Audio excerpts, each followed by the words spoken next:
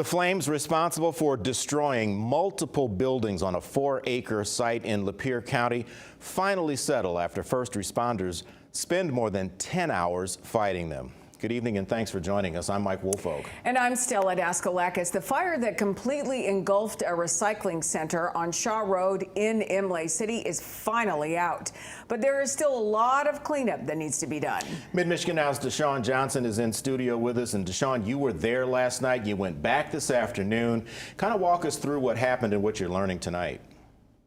Mike, Stella, I was there when the fire first started last night, and the last 24 hours have been nothing but hectic for all of those involved in this massive fire, from the 27 fire departments responding to the business owner left to deal with the remains.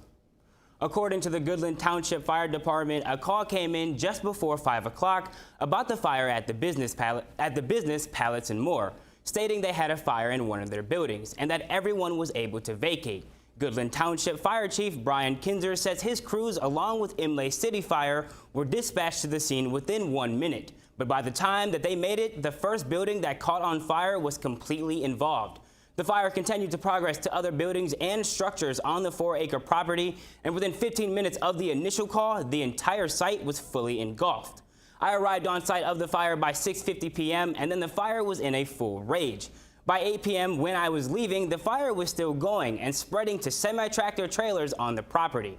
Chief Kinzer says his crews worked tirelessly into the early hours this morning and that units weren't able to clear the scene until 3 a.m.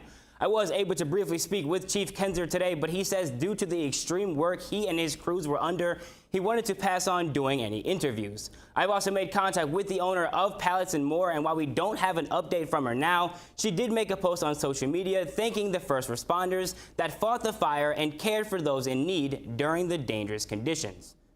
The cause of the fire is still under investigation, and there is no estimate right now for a total loss in value. However, it is important to note that there were no injuries during the entire event. Stay with Mid-Michigan Now as we work to bring you the latest on this developing story. Live in the studio, Deshaun Johnson, Mid-Michigan Now.